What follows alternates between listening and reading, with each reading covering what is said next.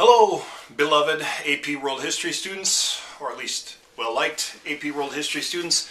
Here's a flip lesson for 1.6, and this is on China in period 1. So China during the Shang Dynasty and Zhou Dynasty. I am excited. Every time we're teaching China, I enjoy that. That's one of my favorite parts of AP World History. Every period of this course we will be returning for a lesson or two, a session or two together on China.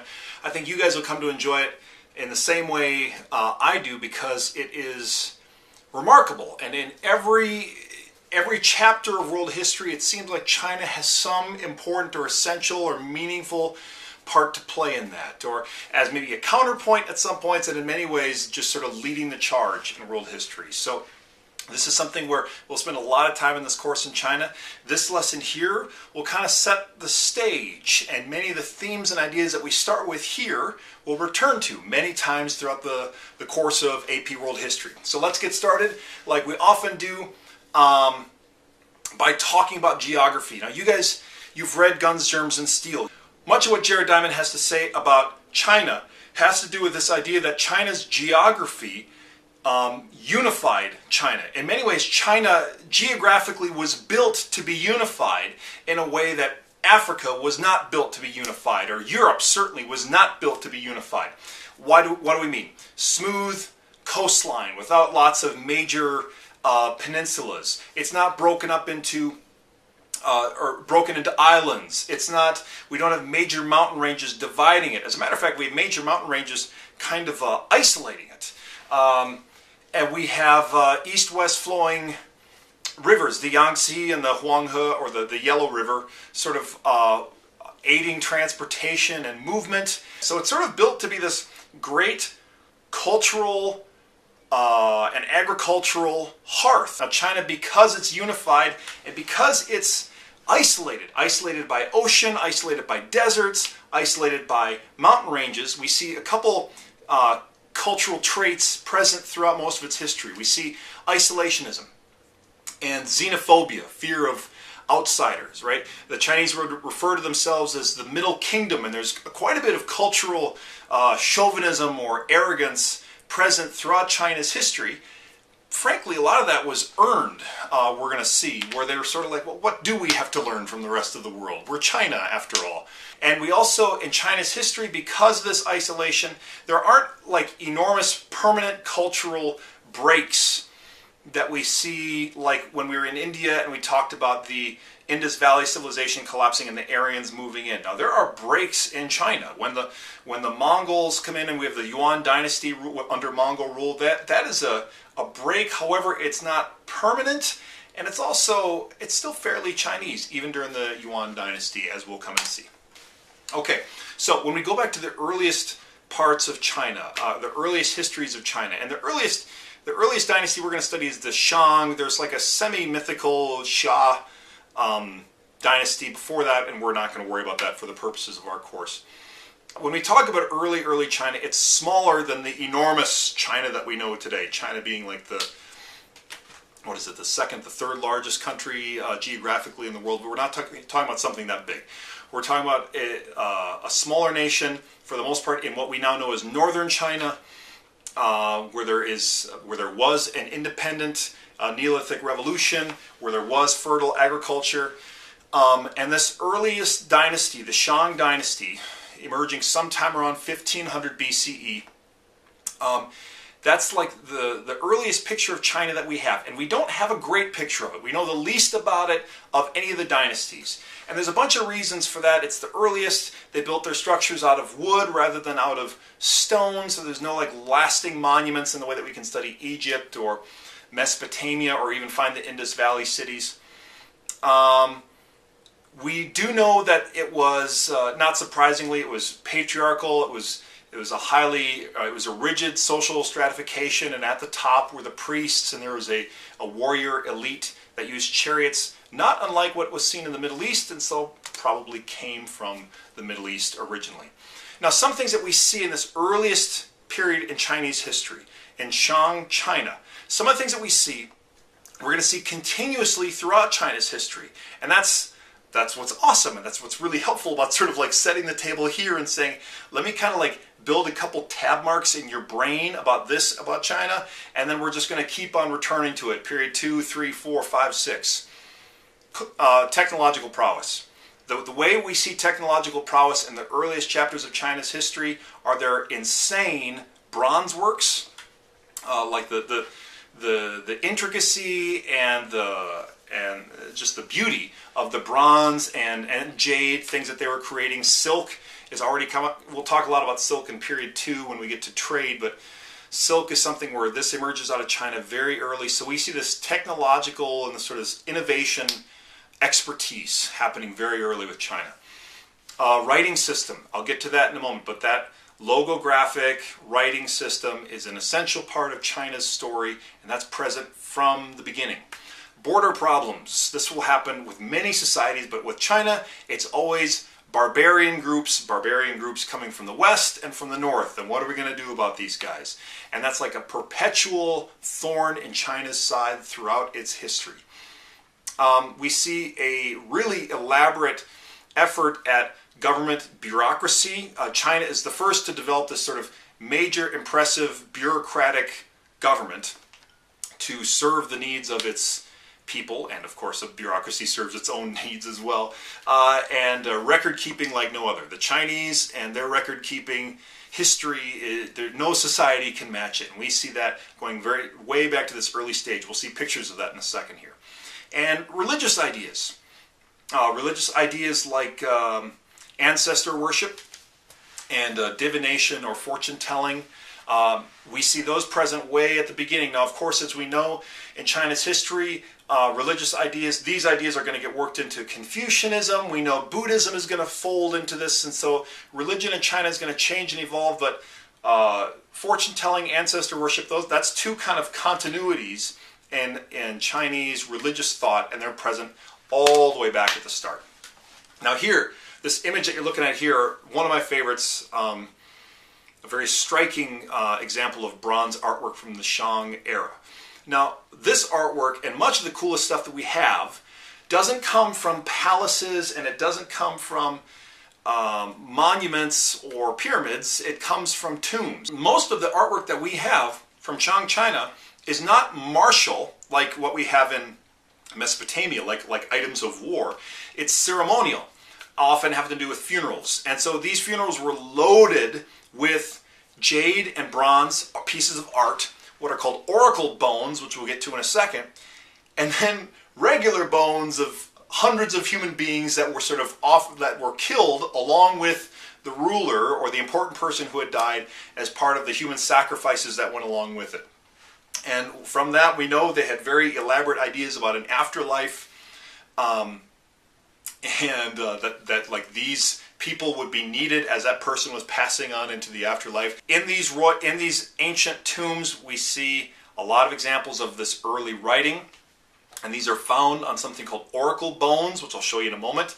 And these oracle bones are items that were used by priests to predict the future or by officials for record-keeping purposes. Let's take a look at one. Here we see an oracle bone. We see writing on it and a bunch of cracks. Now, some of these cracks are from age, but many of them are from the officials would, or the fortune tellers would take these bones or a tortoise shell and throw it in a fire or heat it up until it cracked, and then sort of like palm reading, you would kind of read the cracks to determine a yes or no answer, right? Will the king's hunt be successful? Will the king's efforts in war be successful? Like that sort of, will the queen be able to bear a son, right? These sorts of questions that are very important to ancient kings. Now let's talk about the actual writing that we see on there. A couple things to note. This is not phonetic writing systems where we have symbols that equal a sound, right? The symbol P, it doesn't mean anything, it just means P. Whereas each of these symbols equals a concept, equals a word or an idea. Now, that has a lot of disadvantages, but it has some important advantages. The disadvantages are just, we can have an alphabet of 26 symbols. Now, there's some like special ways to group them that we learn in phonics and reading, but you can have 26 symbols that my 6-year-old can pick up and he can start reading in not too short a time. A system like this is going to require hundreds or thousands of different symbols in order to master it. That's a challenge for any writing system. However, these, because they're not tied to any pronunciation, they can be used by people speaking different dialects of Chinese who, in terms of their spoken language, they're going to have a difficult, if not an impossible time understanding each other with their different dialects. However, on the written language, they're going to be able to understand each other. Just as if for some reason there's a person from France and myself, and our languages there's some relation, but we're going to have a difficult, if not impossible time understanding each other. However, if we wanted to do long division and sit down with numerals, right? These symbols here work the same way numerals do for us. We could do some long division together. Spoken language in China is also different. Now, this is a little bit of a tangent. I think it's quite interesting, so you can read it for yourself, but the basic idea is Chinese uses many, many fewer words than the language that I'm speaking to you right now. And as a result, there are constant homophones in Chinese, and I have many Chinese friends, and if you listen to their language, it sounds differently because there are tones, and like a tone going up or a tone going down will change the meaning of the word. The words will sound the same, but just by context you have to tell the difference. Now, the way that has worked throughout China's history is that it just creates a different style of communication, frankly, a somewhat more elusive, poetic, elliptical kind of communication style, and built on nuance. A visual here. So we see a whole bunch of oracle bones from an ancient tomb. We see some bronzeware from an excavated tomb. And this chart of writing, what I just need you to note is that the writing stuff found on the earliest oracle bones has evolved into the Chinese written language system today. There's not a break here. It's like a continuous evolution. That is a continuity in China's history that goes all the way back. After the Shang dynasty, the Shang were toppled by a group called the Zhou. The Zhou were outsiders, a different ethnic group coming in from Western China that took power. And one of the most important things that happened in the Zhou dynasty was the way that they justified what they had just done, the way they justified having toppled the kings and emperors of the Shang. And they introduced this idea to China's history called the Mandate of Heaven, and this is going to be another very durable continuity throughout China's history that's there constantly. And the idea of the Mandate of Heaven is just a way to justify power. In European history, we'll learn about like a divine right?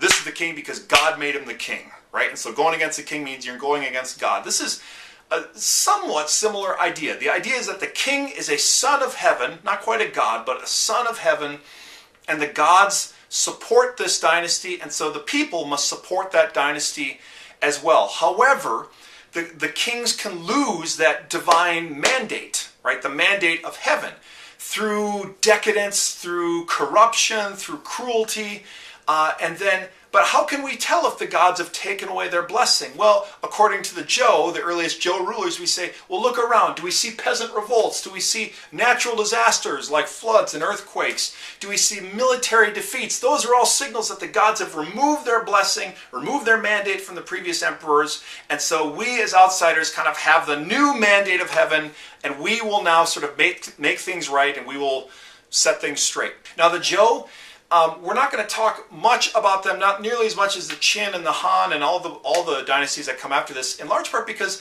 the Zhou were very decentralized. It was like a feudal system, essentially. Like there were Zhou emperors, but most of the power was in these regional lords or warlords, whatever term you would want to have. And the idea of the Zhou emperors ruling for, 800 some years, for the most part, that presents a picture that's not exactly right. And even at the time, like calling the Zhou emperors the emperor of China is, like I note, a convenient fiction. It's convenient for the Zhou. It's convenient for the regional rulers who don't want to put a big bullseye on themselves by declaring themselves the emperors of China, so they can consult with the Zhou on matters of ceremony or formality, and otherwise kind of like have their own tidy area that they're in control of and go to wars when they like. This is an image that shows the dynastic cycle. I think it's pretty self-explanatory, but you sort of start in the top corner And we just see this cycle that can kind of work around. Now, this does not happen quickly. This will normally happen over several hundred years, but this general pattern is going to repeat itself many times. It's a good thing to look over and know. By the end of the Zhou period, even the convenient fiction of like centralized Zhou control starts to really break down. China enters this thing called the Warring States period, which is about exactly what it sounds like, where there's regional or civil wars happening constantly. Now, that doesn't mean Chinese society was breaking down. Chinese innovation was as great as ever. This is when China is moving into the Iron Age, again, earlier than most other parts of the world. They're developing this cool leather and metal armor. They're developing the crossbow first. And the thing about the crossbow is, in order to make a crossbow work, you have to develop a trigger. And in order to develop a trigger, that means you are building really sophisticated and durable metalworks. China is again showing its advanced technological prowess. All right. So China continues to be China, even as politically and state-wise things are in disarray. And that's where we'll drop off China for right now. When we pick it back up in period 2, we're going to talk about some really cool ideas that came about right during this period of time. All right, there's China, an introduction to the earliest periods of it. Good luck on the period 1 test as you guys get ready to study for it, and I will talk to you soon.